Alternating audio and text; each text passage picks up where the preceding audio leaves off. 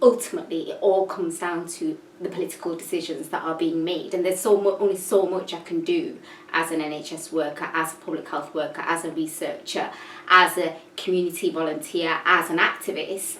Ultimately, I need to be in that political arena, making those political decisions, so our communities can have a different world to the one that we're seeing, and our children can have a different world where there are no food banks, and everybody has the chance to flourish.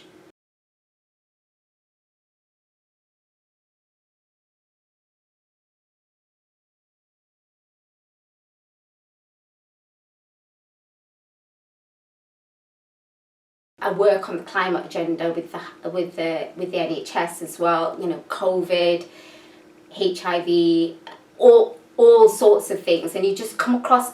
But the root cause often feels like the same things. It's like patriarchy, racism, class discrimination, people not being paid properly. Systems being set up for like a particular group of people, and we just need to. I feel like we just need to make the connections and work together in order to improve the world that we live in, really. Okay, so you're a mum, you're an academic researcher, and you're a consultant in public health. So you've got a lot of things going on. Can you tell us about what is a consultant in public health? So consultant in public health, so when you do medicine or dentistry, you can specialise in cardiology or paediatrics, and public health is one of the things that you can specialise in. And so I specialised in dental public health, did the academic training pathway, so I did a PhD as well, and I'm dual registered, so I do general public health as well. And essentially public health is divided into 3 overlapping kind of domains. So you've got health protection, where you're trying to protect the public from health hazards like viruses or environmental hazards or climate hazards.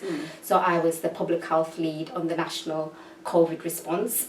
Then there's health improvement, which is one of the main reasons why I went into public health, because health improvement is trying to improve the health of people, the population, so people don't need health services in the first place. So things that I've worked on in Sheffield is I worked on the food and wellbeing strategy in Sheffield. With the oral health strategy, again, that's connected with food, because access to low sugar food, which is often higher cost, is much more difficult, but also access to toothbrushes and fluoridated toothpaste. So as a consultant in dental public health, we do a lot of work just delivering basics like toothbrush and toothpaste to families. So child tooth decay is one of the most common reason why children in Sheffield and across the country end up in hospital needing an operation, a general anaesthetic. And there's massive inequality as well. So children living in the most deprived parts of Sheffield Central, like Manor, and also like the deprived parts of Sharrow, are 4 times more likely to end up in hospital than the children living in the nicer parts of Nether Edge. And so these are working class children, ethnic minority children. And some as young as like 2 years old that have got toothache, can't get into the dentist, on a massive waiting list. Parents, they're missing school because they're ill, they're going to hospital appointments, causes massive education inequality as well.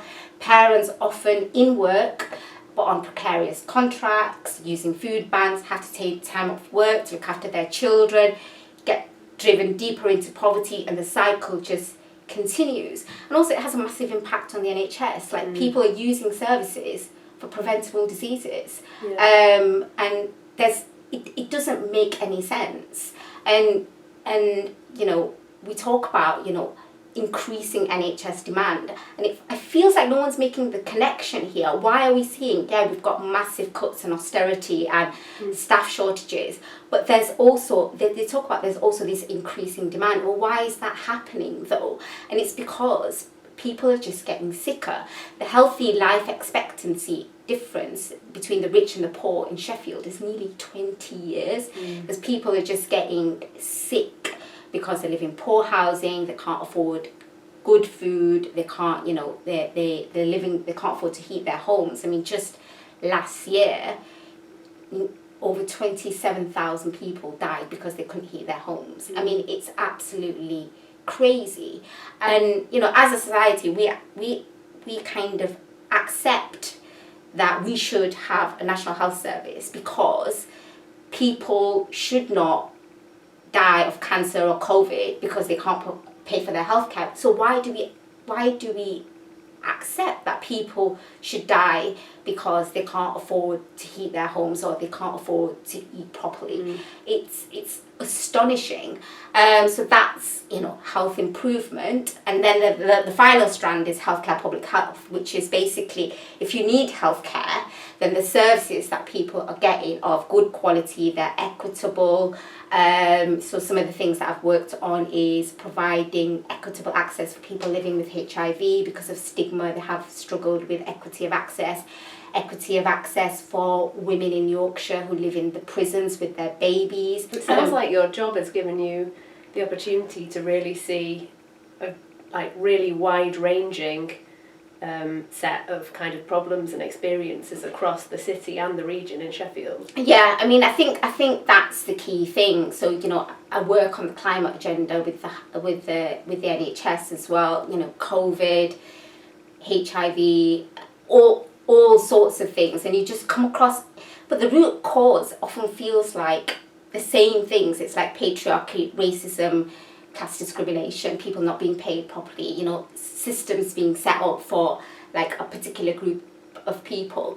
And we just need to, I feel like we just need to make the connections and work together in order to improve the world that we live in, really. And what made you decide to become an MP then? Or to apply to be an MP for Sheffield Central. It's an amazing thing, you know, to put your money where your mouth is and stand up and say, yeah, go on then. I mean, one of the reasons why I ended up doing public health was, you know, I'm sitting in a clinic, you know, every Monday afternoon, taking teeth out of children, and it's like, can't keep doing this. You know, what is the solution? Go into public health to improve the health of the population, and the solutions are political. Yeah. You know, actually, you know, the solutions aren't putting toothbrushes and toothpaste in a food bank. The solutions are no food banks because people can afford to buy toothbrushes and toothpaste.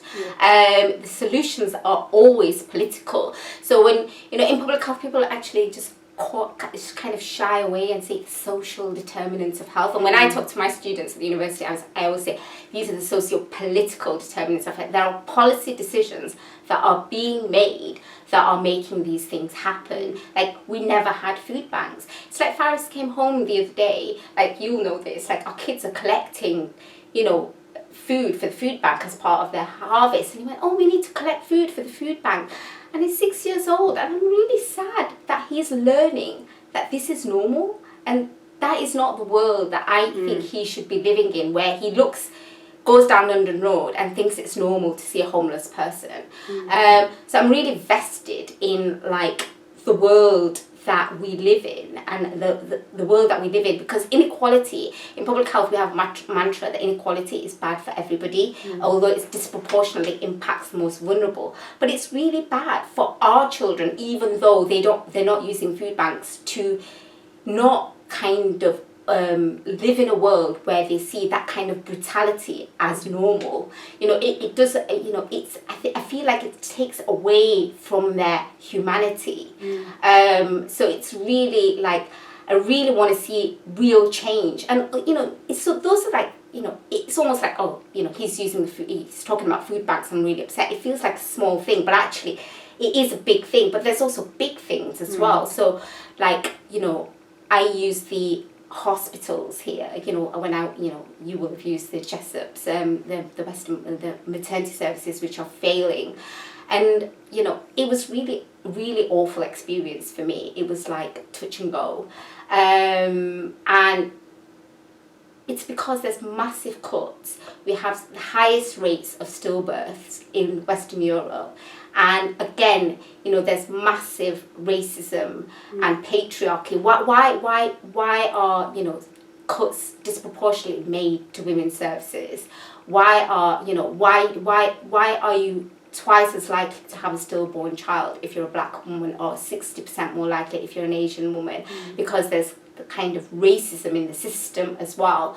And there just needs to be this kind of big shift in the way we do things, and we need to make these connections. And the world has changed fast, hasn't it? When my oldest was born in 2012, so just after the coalition government, but going into the period of the Conservatives, food banks didn't really exist. No, they didn't exist. And now, my 10-year-old has grown up, he's been volunteering in a food bank since he was 8, and of course he knows all about what they are, and yeah, it's... all of these things have just got worse and worse and worse, haven't they? Yeah, and I feel like kids make that connection as well, because my son, one of the things that he said to me in winter, and it was quite heartbreaking to see, he was like walking around and seeing a homeless person, and he made the connection. He was just like, what happens to homeless people when it's really cold in the winter? Do they die? And I was like, they can do. And it's really upsetting. And then he actually walks around parts of Nether Edge, and we're looking at those massive, beautiful houses. And he's like, why do some people have such beautiful, big houses? Like, why can't we just share? Yeah. And it's true, like this massive inequality, cheek by jowl, where we live. And our kids are walking around making these connections and probably thinking, why are the grown-ups not sorting this out? Yeah. So I worked on the COVID response, and then one of the reports that I worked on along with other people in Sheffield is a fairer COVID recovery for children in the north, because COVID and the pandemic disproportionately impacted children in the north, and we made these policy recommendations for the government to level up for the children in the north. But it's like, I don't want to just say this is what we need to do. I want to just basically go out there and be able to be in that political arena and say, this is what we need to do. This is what our children are experiencing. So we've both used the maternity services in Sheffield that have been totally run down by this Tory government.